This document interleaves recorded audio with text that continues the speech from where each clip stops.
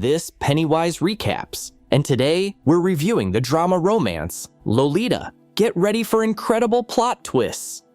1947, in New England, Humbert got a teaching position at Beardsley College in the United States. He moves to live in the home of a friend of his late uncle, the McCuse family, but upon arrival, he discovers that the house is burned down.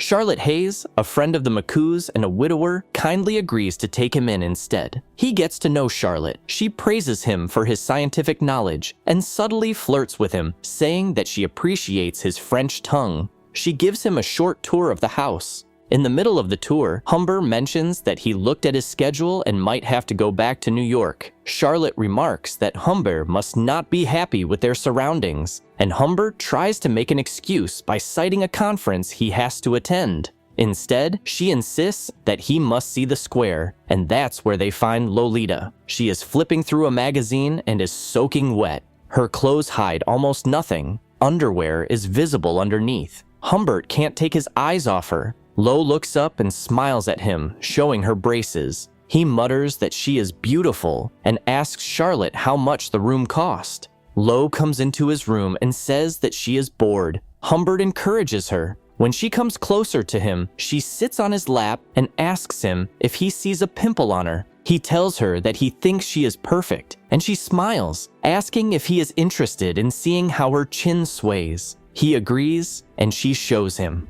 Charlotte calls out to him, and Lo instantly jumps up and runs away. Charlotte catches Lo as she runs to her room, and Humbert tries to get rid of the gum that Lo left on his notebook. He manages to tear the gum off the paper and puts it in his mouth. Charlotte asks him if Lo is disturbing him, but he denies it. Charlotte decides to send Lo to the camp. On the day she leaves, Humbert hurriedly looks out the window as they get into the car. Lo sees him looking out the window and runs out of the car and back up the stairs into Humbert's arms. She hugs him and kisses him goodbye. The girl smiles and runs back to the car. Later, Charlotte confesses that she loves Humbert and asks him to leave before she returns. If he doesn't, it will only mean that he wants to be with her as much as she wants to be with him. Not wanting to be away from Lo, Humbert stays and marries Charlotte despite the fact that he does not like Charlotte. One day, when he returns home, he finds Charlotte crying at the table. She found a way to get into his secret drawer and read his diary, in which he did not hide his honest opinion of her and how much he liked Lo. She calls him a criminal monster. The woman says she is leaving and swears that he will never see Lo again. He tells her that they both need a drink and goes to pour them a drink. Humbert receives a phone call informing him that Charlotte has died. Humbert realizes that Charlotte is no longer at her desk. The front door is open wide. He goes out and finds her lifeless body in the middle of the street. In a hurry, she threw herself under the wheels of a car. She was on her way to send out letters to everyone warning them about Humbert's evil deeds against the children. The first thing he does is pick up Lo from the camp. In the car, Lo asks about Charlotte, and Humbert tells her that she is in the hospital with a stomach problem. He tells her that he missed her, and Lo replies that she did not. She tells him that she thinks he doesn't care about her because he hasn't kissed her yet. They parked on the side of the road, and Lo immediately climbed into his lap so they could kiss. At the hotel where they are staying, Humbert talks to the receptionist, and Lo crawls up to the dog and plays with him for a moment, before the mysterious owner remarks that his dog doesn't like many people, but surprisingly likes Lo. She asks him what kind of people the dog likes, and he replies that it likes nice people like Lo. While Lo is getting ready for bed, Humbert goes outside. He runs into the man Lo was talking to earlier. He tells him that Lo is her daughter, but the other man knows he is lying. He asks about Lo's mother, and Humbert tells him that she is dead. The man invites them both to lunch tomorrow, but Humbert declines and says they will be leaving soon. Humbert leaves and feels that this meeting was strange. The next morning, Lo woke him up and told him about all the secrets she had been making in the camp. He asks her if she really did it with Charlie at camp. She playfully tells him that she guesses she needs to show him and starts to unbutton his pajama pants. Back on the road, Lo asks him if he could take her to a gas station because she is in pain. He looks at her in a panic. When they arrive, Lo turns and asks Humbert for some change to call Charlotte at the hospital. He tells her that she can't answer, and the girl asks him why she can't get in touch with her mother. Humbert finally tells her the truth. They travel across the United States, and Lo visibly misses Humbert. Finally, they stop at Beardsley College, where Humbert gets a teaching position. He talks about being in heaven, despite the fuss she makes. When they arrive at Beardsley College, he also gets Lo into the very liberal Beardsley Preparatory School. One afternoon, Lo tells Humbert that she would like to take part in the school play. Humbert already knows about this. He refuses. She tries to seduce him to get her way, telling him that she has the right to be in the play if she wants to. She declares that she wants a lot of things too, just as he wants a lot from her. She demands that he increase her salary and also allow her to act in the play. Humbert sees Claire Quilty when he comes to Lo's rehearsal for the play. This is the man they met in the hotel when they first started traveling. He is a playwright and is in charge of the current play. The relationship between them grows increasingly cold as Humbert begins to buy her favor.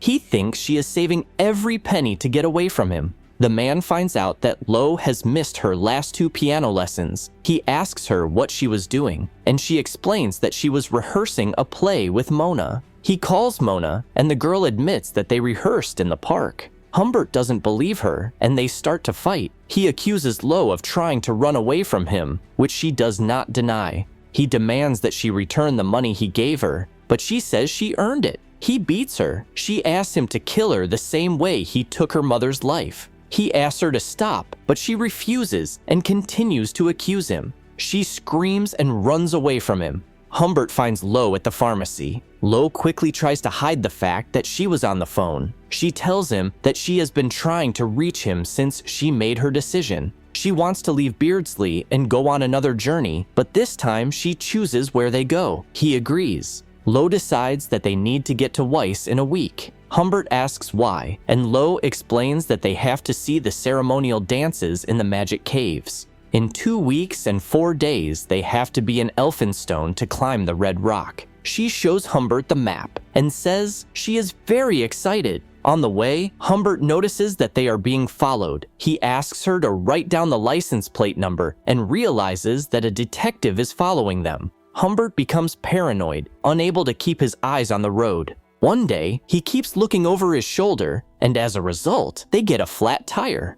When he goes to fix the tire, a car that was following them stops a few feet away. He decides to argue with the driver, but realizes too late that Lo has taken control of the car and is driving away. He catches up to her because she wasn't going fast enough and orders her to hit the handbrake. She tells him that he should be grateful to her because she stopped the car. Back on the road, Humbert asks Lo to give him the notebook on which she wrote down the license plate number. He discovers that she has forged what she wrote. He says her name and slaps her hard as she faces him. She gets out of the car and runs away in frustration. Humbert catches up with her and apologizes. They drive to Crawford's cottages on Lake Point and stay there for the night. He goes out to the barber shop and hears on the radio that Quilty can't be in the studio because he's in Vance. When he returns to their room, he finds Lo in a mess with dirty feet and smeared lipstick. He tells her she's been out, but she lies to him, saying she just got up. He throws her on the bed and begs her to tell him the truth. She just smiles at him, kisses him, and laughs. Lo is sick, so Humbert takes her to the hospital where she stays overnight. The doctor asks him to leave, otherwise he will get infected too. The next day, he calls to check on Lolita. The nurse tells him that Lo is feeling much better and that her uncle Gustav came and discharged her. Humbert asks her who exactly, and she repeats herself, describing Quilty. Humbert goes to the hospital and looks into the room where he last saw Lo. The bed has been made, and the flowers he brought for her have been thrown in the trash. He attacks the doctor who is looking for Lo, and they try to hold him down. He sees the police arrive and calms down, apologizing sincerely before leaving.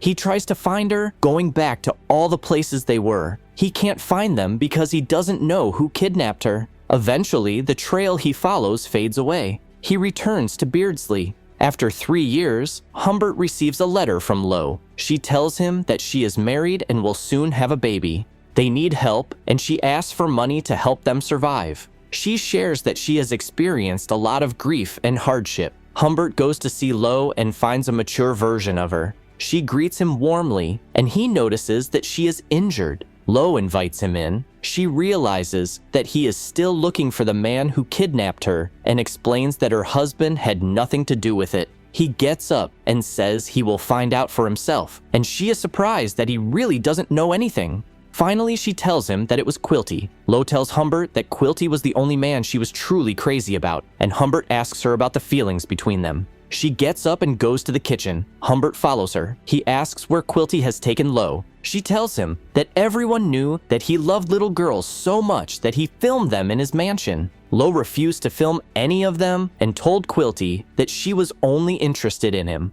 After that, Quilty kicked her out. This is the last time he asks her to accompany him. Lo thinks he's offering her money if she sleeps with him in a motel, but Humbert denies it. He tells her that she will still get the money even if she refuses. Lo is disbelieving when he finds $4,000 in an envelope. He asks if there is any chance she will go with him, but she refuses. He leaves, but before he does, he asks her if she can ever forget what he did to her. Instead of answering, she asks her dog to say goodbye to him. It turns out that Humbert went to Quilty's estate and killed him. Humbert drives recklessly down the road, and the police pursue him. The movie ends with the police catching Humbert and sending him to prison.